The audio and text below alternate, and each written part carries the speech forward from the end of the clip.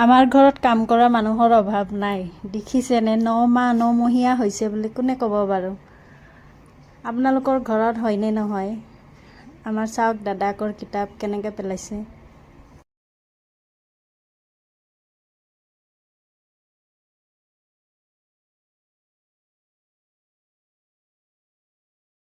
খেলনাৰ লগত খেলিব নোখোজে, অকল কিতাপৰ ফালে তাৰ নজৰ যায়।